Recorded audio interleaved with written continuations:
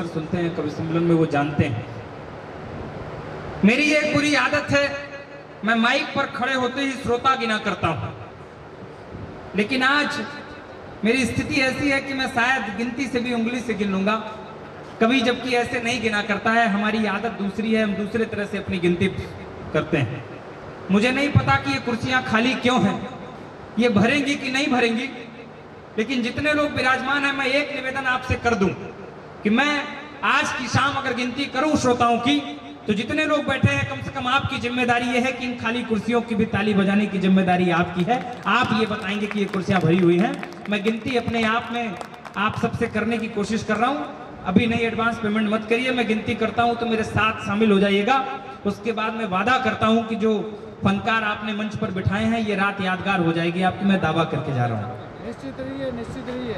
मेरे साथ गिनती में शामिल होने की कोशिश करिएगा। बंद कर दीजिए कूलर, ये थोड़ी देर डिस्टर्ब करेंगे, थोड़ी देर बंद कर दीजिए। भारत माता की, मैं क्षमा चाहता हूं, एक भी हाथ नहीं उठे। अगर भारत माता की जयकार में हमारे हाथ नहीं उठेंगे तो मुझे मलाल होगा। मैं फिर कोशिश करता हूं, भारत माता की, भारत माता की। ओम जयंती मंगला काली भद्रकाली कपालिनी दुर्गा क्षमा शिवा धात्री स्वाहा स्वधा नमोस्तुते।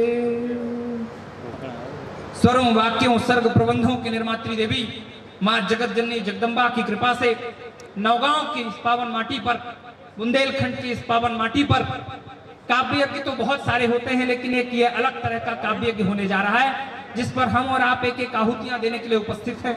मेरा निवेदन है कि जो लोग अभी सड़क पर से ये सोच रहे हैं कि माइक पर कवियों की आवाज आएगी तब हम अंदर चलेंगे, तो जितने लोग विराजमान हैं, एक बार मेरा निवेदन है, अपने दोनों हाथ एक बार आकाश की ओर उठाइए और दोनों हाथ आपस में तालियों की गड़गड़ाहट से सूचित करिए उनको कि कार्यक्रम प्रारंभ होने जा रहा है।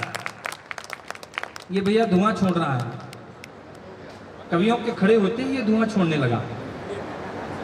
इसको देख लीजिएगा आप, कहीं ऐसा ना हो कि ये दिक्कत करे।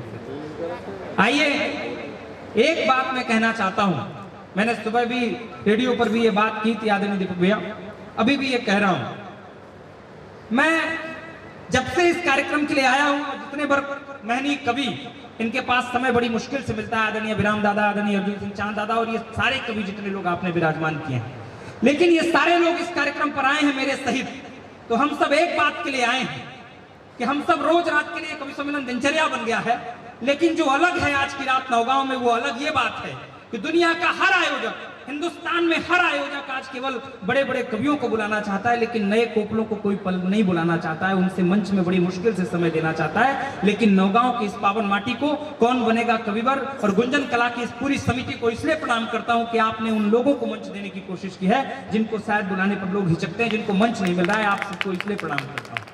अगर तालियां बजाइएगा तो जोरदार बजाकर बताइएगा, इस पिटर पिटर से हमारा काम नहीं चलेगा। आनंद के साथ। और एक बात और कहना चाहता हूं, मैं बार बार ये बात बबलू भैया शायद कह रहे थे, एक बात थोड़ी सी मैं सहमत हूं कि हमारे नवोदित कवि आए हैं, नए कवि आए हैं, छोटे कवि। मेरा एक मानना है जो मैं अपने बड़ों से सीखता आया हूं, कभी कोई छोटा बड़ा नहीं होता है। अगली बात जो मैं कहूंगा, अगर हिम्मत हो तो ताली रोक कर देखना, अगर आप सब मेरे बात से समर्थन होना तो फिर समर्थन करके बताना, और मंच के लोगों से भी चाहता हूं, कभी कोई छोटा बड़ा नहीं होता है, कभी या तो होता है या तो नहीं होता है। कोई छोटा बड़ा हमारी नजर में कभी नहीं है। आज अमित शुक्ला अगर यहाँ पर मंच पर बैठे हैं तो कभी उन्होंने सड़क पर बैठकर विराम दादा को सुना है, अर्जुन सिंह दादा को सुना है, इन बड़े लोगों को सुना है। और मेरा आप सबसे निवेदन है कि बढ़ते रहिएगा। हमारे बड़े कवि से हमने सुना है कि आतंकियों का कभी हम सहारा नहीं करते, आतंकियों का कभी हम सहारा नहीं करते, हम वक्त को जीते हैं, वक्त गुजारा नहीं करते। और आप भाइयों से निवेदन है कि खूब पढ़िए, क्योंकि हम बाग लगाते हैं, बाग उजाड़ा नहीं करते हैं। प्रणाम करते हैं आप सबको, मन से सुनिएगा। जितने लोग विराजमान हैं, जितनी देर बैठेंगे, अगर श्रोता आते हैं तो अच्छी बात है, वरना हम कवियों को गिनती करने की दीपक भैया ज्यादा आदत होती है, हम लोग गिनती करते ही नहीं कवियों को। हम तो कोई दिक्कत नहीं, मैं तो विवाह के पहले गीतकार भी था, सुशील भैया बहुत बढ़िया था। विवाह के होता है ऐसा, विवाह के पहले जो लोग मोहम्मद रफी की तरह गीत गाते हैं, विवाह के बाद ज्यादातर मनमोहन सिंह हो जाते हैं। मैं विवाह के पहले आया था छतरपुर, तो मैंने 15 मिनट, भैया भैया अभी से पानी लाने लगे, दे दो। पानी पी पी के हम लोग सुनाते हैं। 15 मिनट तक हमने आंख बंद करके गीत पढ़ा। मैं चेक कर रहा हूं कि श्रोता कितने बैठे, उसके बाद मैं शुरू होगा धीरे से। 15 मिनट तक मैं आंख बंद करके गीत पढ़ा। आप लोग बहुत देर से बैठे इसलिए मैं चेक कर रहा हूं। 15 मिनट तक मैं आंख बंद करके गीत पढ़ा। जब मैं एक आंख खोला तो केवल एक ही श्रोता बचा था, बाकी सब चले गए थे। ये मेरे गीत का जादू था दीपक भाई। मैंने उसको प्रणाम कर लिया। हम कहे आप धन्य है, आप जैसा श्रोता मैंने आज तक नहीं देखा, बताइए मैं आपके लिए क्या करूं। तो वो भी हाथ जोड़ा केशव भैया, वो भी हाथ जोड़ा, बोला भैया अब आप कुछ मत करिए, और अगर शांत हो जाते तो मैं ये कुर्सी गद्दा माइक लेके चला जाता, मैं टेंट वाला बैठा हूं। तालियां जोरदार आपकी बजी। संजय भाई ये माइक मोबाइल बंद कर दिए, ये सब यूट्यूब में आपको मिल जाएगा, ये लगा हुआ है इतना बढ़िया। वैसे भी श्रोता कम मात्रा में है, तो आप ताली बजाएंगे तो ज्यादा अच्छा लगेगा। लाइव टेलीकास्ट करिए। एक निवेदन कर दूं कि सबका परिचय हो गया है, लेकिन मैं अपने ढंग से परिचय कराना मेरा कर्तव्य है। किनारे से मैं कोशिश करता हूं।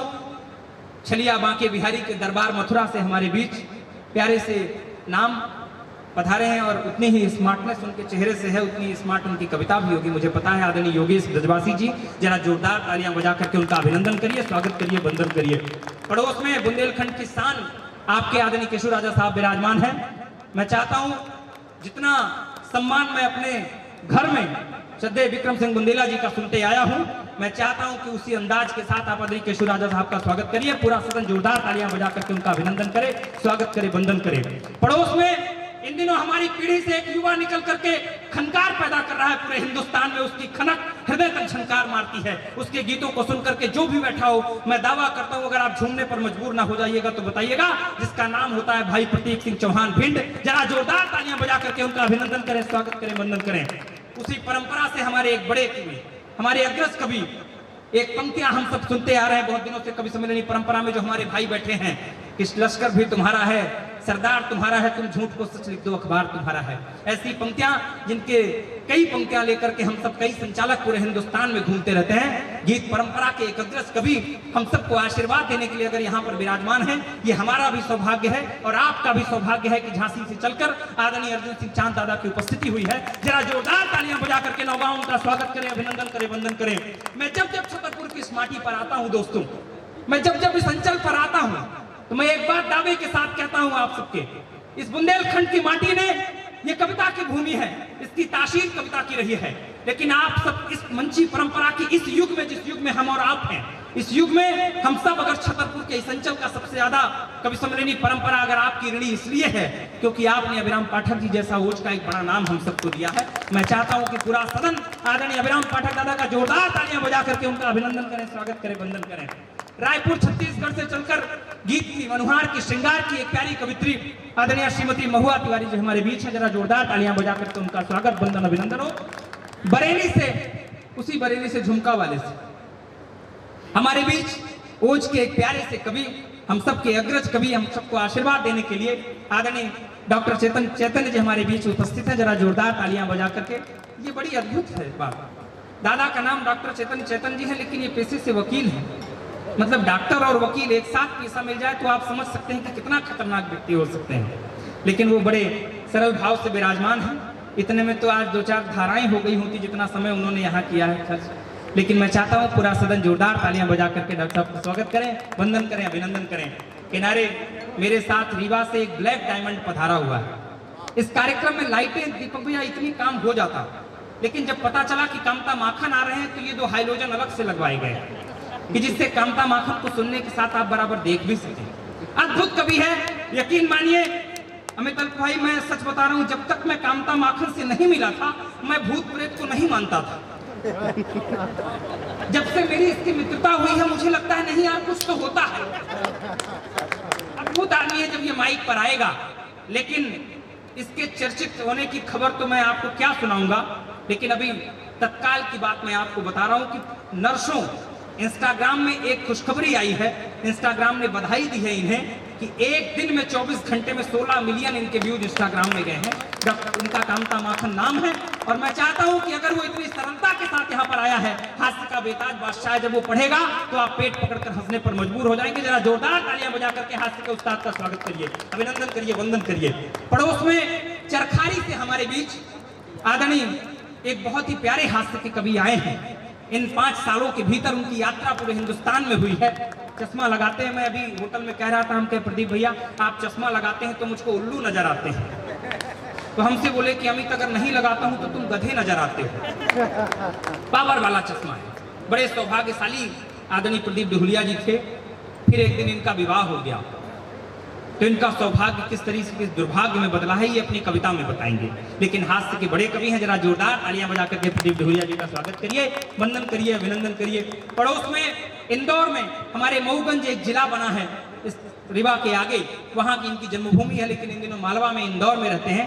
ओज का एक बड़ा सा प्यारा, मैं इसे बिंद शावक के नाम से भी कहा करता हूं, भाई नीरज निर्मोही इनका नाम है। जब ये पढ़ेंगे तो डायरेक्ट कराची और पाकिस्तान में झंडे गड़ेंगे। मैं चाहता हूं जरा जोरदार तालियां बजा करके इनका अभिनंदन हो, स्वागत हो, वंदन हो। पड़ोस में आपके पड़ोस की श्रीनगर से हमारे बीच ओज का एक प्यारा सा कवि भाई रितेश पटेरिया इन दिनों अपनी यात्रा तेज कर रहा है। इसके पंख छूटे हैं, लेकिन जब ये पढ़ेगा इसकी हुंकार आपको, बड़ा प्यारा सा कवि है सुशील भैया ये रितेश, आप सुनिएगा ये। और ये वीर रस का ये अभी इसका मुश्किल से 1 महीने पहले विवाह हुआ है और विवाह के पहले ये पहला कवि सम्मेलन कर रहा है। विशाल भाई मैं सच बताऊं, मैं आज ये चेक करना चाह रहा हूं कि विवाह के बाद भी इसकी ओजस्विता बरकरार है कि नहीं बरकरार है।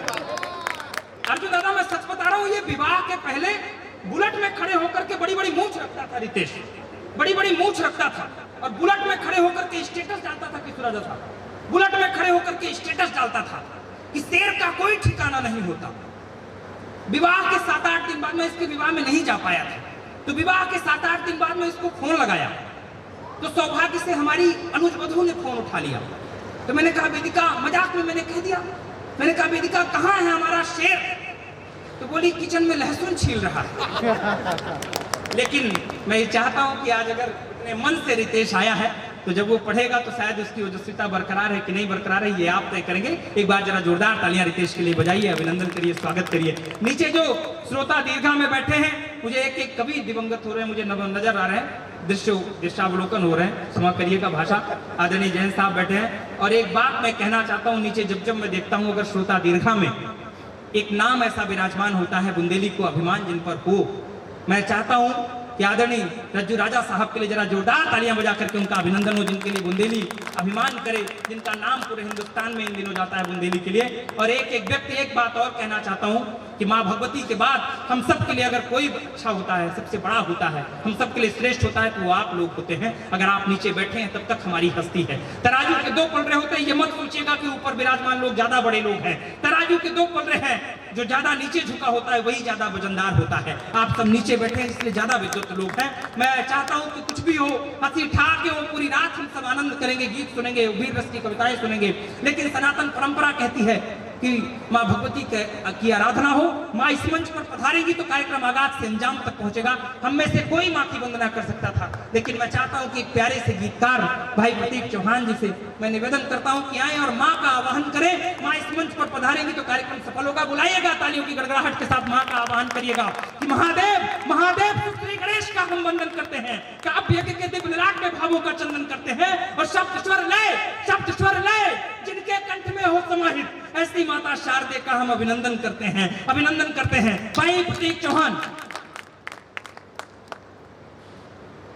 मां शारदे को प्रणाम करता हूं, आप सभी की उपस्थिति को प्रणाम।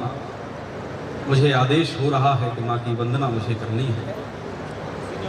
तालियों के माध्यम से आपकी सहभागिता इस वंदना में हो। आइए मां को प्रणाम करते हैं, वंदन करते हैं। ही नवरस का आलय कर दो,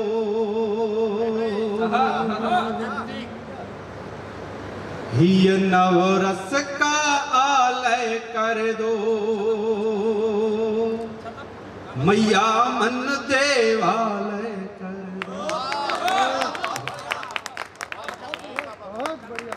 मैया मन देवालय कर दो। आइए मां से मांगते हैं, शब्द शब्द हो सुमन सरीखा, गायन बहते पवन सरीखा, शब्द शब्द हो सुमन सरीखा, गायन बहते पवन सरीखा। आरतियों सम छंद लगे माँ, गीत गीत हो भजन सरीखा, गीत गीत हो भजन सरीखा। स्वर बरसे ज्यों बरखार झूम, स्वर बरसे ज्यों बरखार झूम। कंठ आज मेघालय कर दो, मैया मन देवालय कर दो, मैया मन देवालय, मैया मन देवालय कर दो।